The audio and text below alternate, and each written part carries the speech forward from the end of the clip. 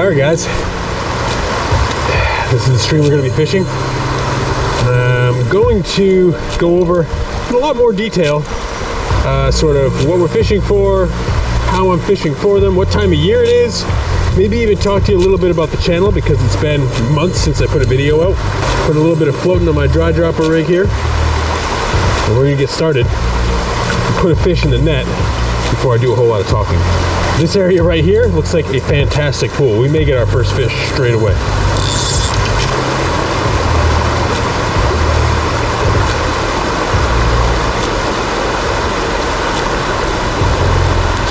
Got him. Oh, lost him.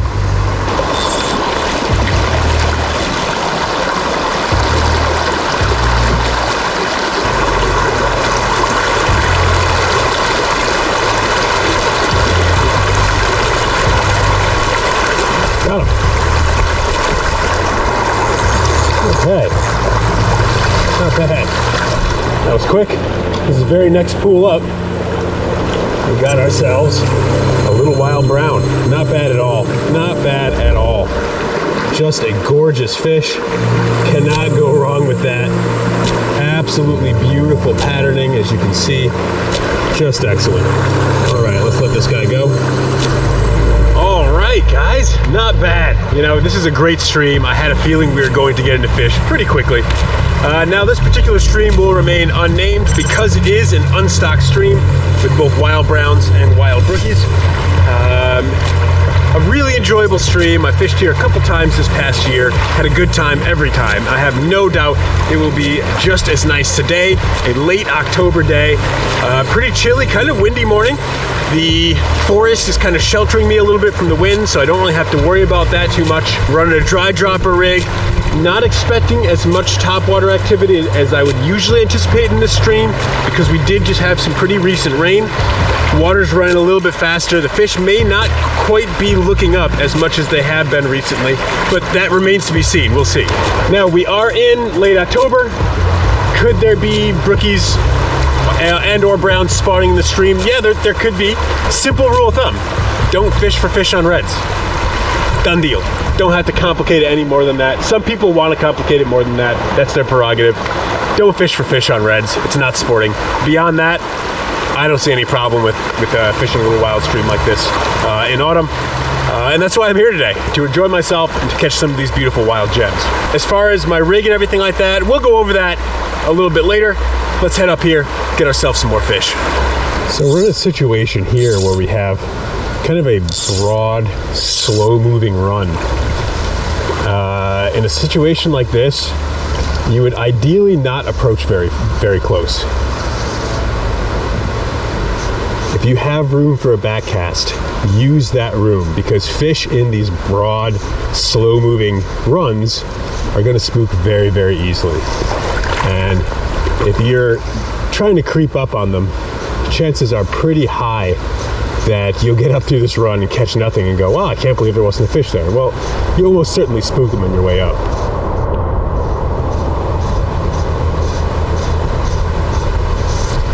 Got him. What have we got here? Oh, geez. That's tangled up in a tree here. There we go. Okay, got ourselves another little brown. I'm just gonna let this guy go straight away. Gorgeous little fish, and let him go. And we'll move on. There's a decent chance we get another fish out of here. Let's find out.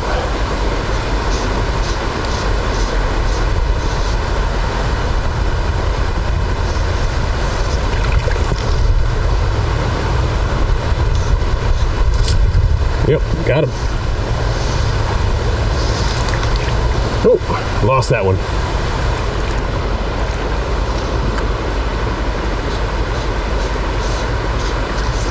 Ooh, we had a topwater take there.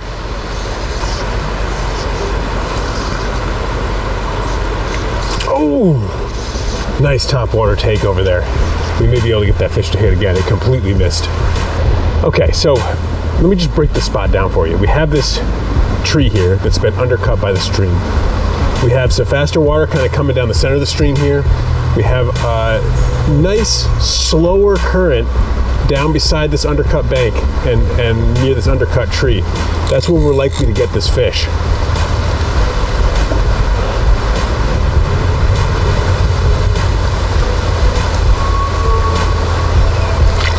Nope, we got him. All right.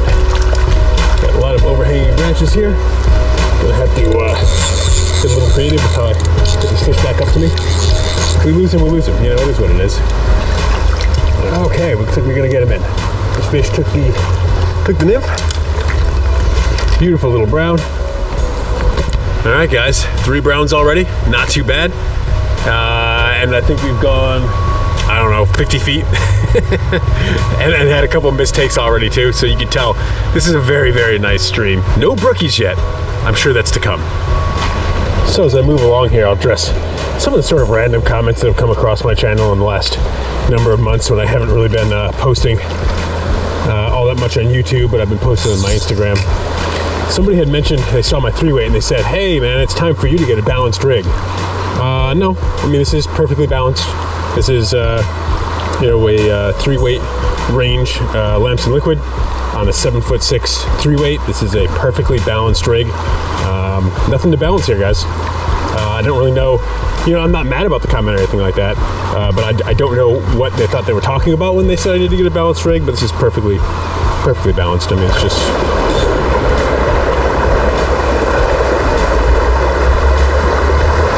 Oh, well, we got snagged in a stick over there. Probably cost us a fish because that's a nice spot. But I'm not going to break my fly off.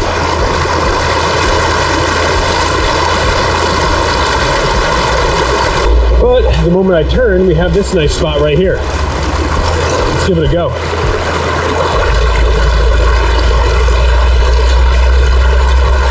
Got him.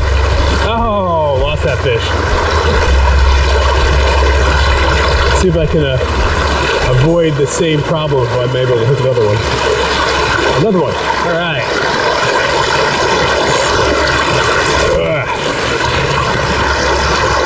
Let's see here. All right, we got ourselves a brookie here. All right, guys. Gorgeous little wild brookie. First one we've gotten to the net today, but pretty damn cool. Let's get this guy back in the water. Okay, another nice little pool here. And I do have to be careful because at the orientation that I'm standing right now, the sun is directly at my back. It's gonna cast my shadow out into the stream. So I really need to make sure that I stay low down to the river so I don't broadcast my shadow too far. All right, guys, so I'm just continuing up the stream here. Now, I mentioned we did have rain, I think 2 nights ago, a decent amount of rain. Now, the stream is by no means unfishable with a dry dropper, which is what I'm running now. I'm running a number 14 L. Carcatus up top and a number 14 hare's ear down below. So 2 flies that aren't super tiny, but they're also not large profile flies. It's really kind of middle of the road double rig here. Most of my takes have been on the nymph so far, but we have had risers. Some of the flows and some of the spots in this stream have been bolstered enough that they're kind of borderline for a dry dropper, really. The number 14 L. Carcatus is having a hard time holding up that nymph with as much broken water as there is on the surface of some of these pools and runs. But like I said, it's borderline. I feel like I'm gonna run this, especially because most of the stream is pretty shallow. It doesn't make a whole lot of sense to me to switch over to like an indicator nymph rig. I might do that if I was on a smaller stream that had a little bit more depth and some longer runs. These are very compact spots, very shallow spots. Indian nymph rig, probably a no-go here for the most part. And in addition, there's not a whole lot of space. Like you can look through here. At no point is there really enough space to be trying to high stick. It's just not going to be a feasible option. So the dry dropper is my best bet right now, so that's what I'm going to stick with. All right, hitting this spot from up top here, up in the bank.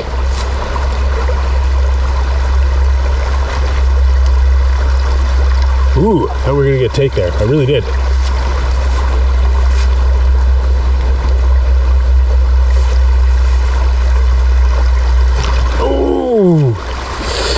I think we had a take. I think we had a take. Probably not going to get that take again.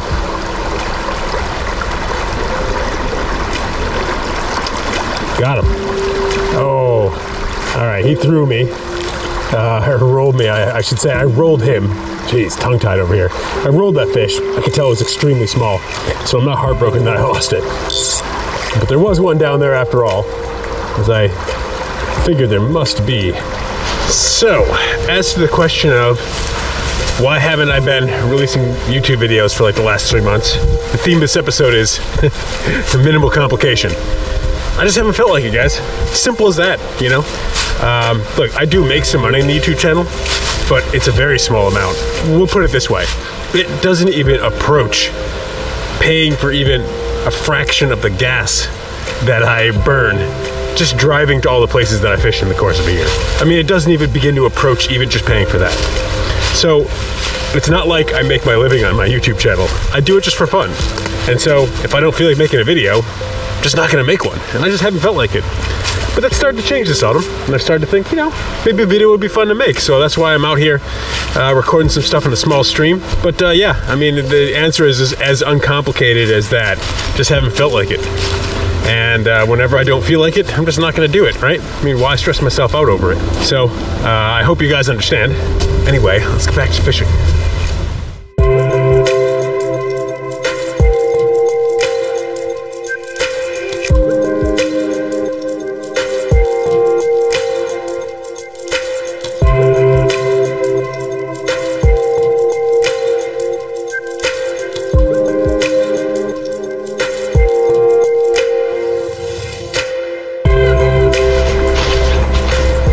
Alright guys, so we're wrapping it up on this stream section. Action wasn't too bad. Definitely reduced numbers from what I would have expected going back a couple weeks. But not bad overall. Mostly browns. I think it was just a brookie or two mixed in. But yeah, we're going to leave this stream section. We're going to hike our way out, and we're going to head quite a ways upstream and check out a completely different section of the stream. Now, I do expect that we're going to find similarly both wild browns and wild brookies. However, I do think that we're going to see majority brookies, because again, we're going to be quite a bit further up on this stream, and as a general rule of thumb, of course there's exceptions to everything, but generally speaking, the further and further and further up you go in these small streams, the more and more often you're going to see the ratio of brookies and browns change to favor almost all brookies. Again, yes, there are exceptions to that, for sure, but those are the exceptions.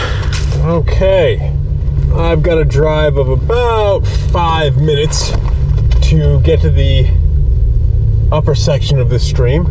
A very short drive. It would have been a very, very long haul if I was going to try to ascend, you know, on foot in the stream to where I'm going now. But pretty short drive, and pretty much should be there right about now. All right, guys.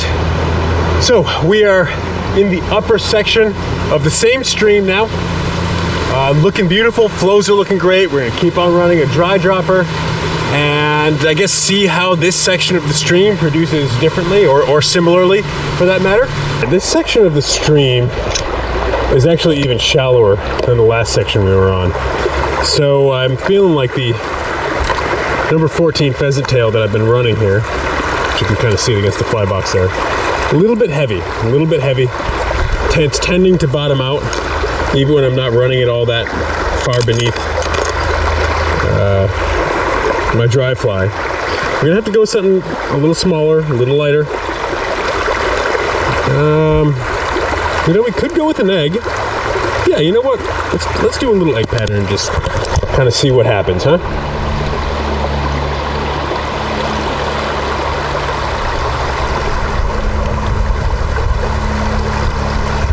Got him. All right.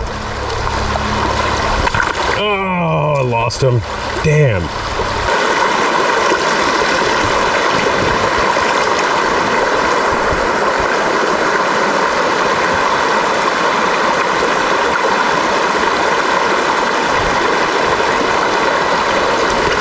Well, we had a take there. We're getting to take again. Yes, we did. All right.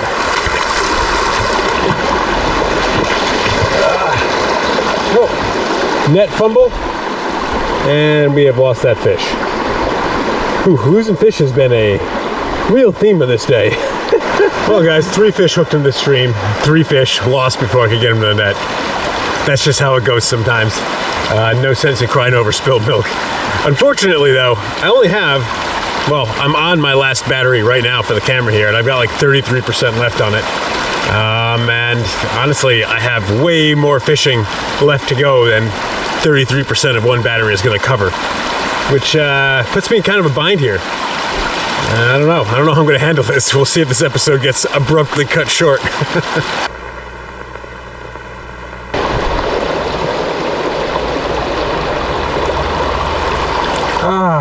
Another taker, another missed fish. Boy, I tell you what, guys. Got him. Finally. Nice positive hook set in this fish. All right.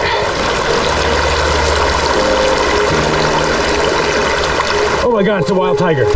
Wild tiger. Got him, yes. Wild tiger, guys. Wild tiger. Oh my gosh. What an incredible catch.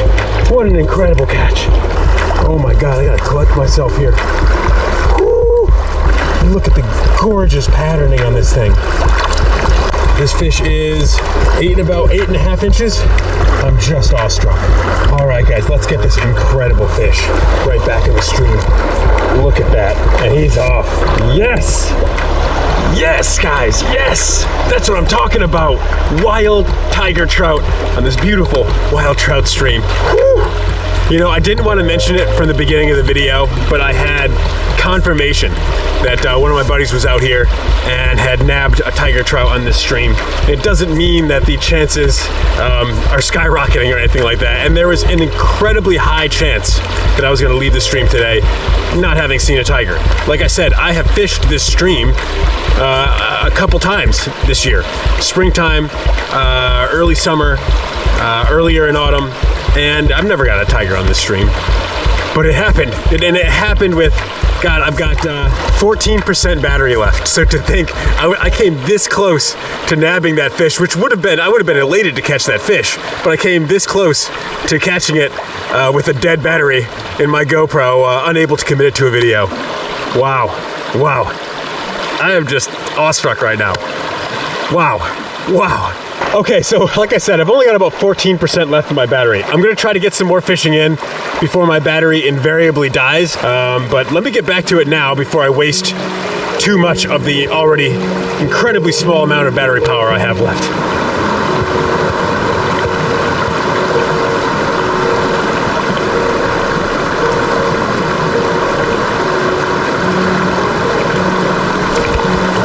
Got one.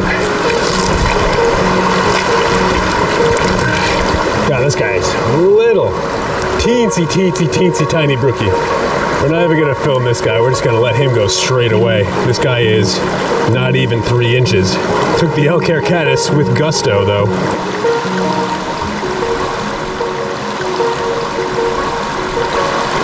Got him. All right. Little brookie, another diminutive fish. This one, maybe a hair over 3 inches, so all right, there we go. There we go. See what else we can do.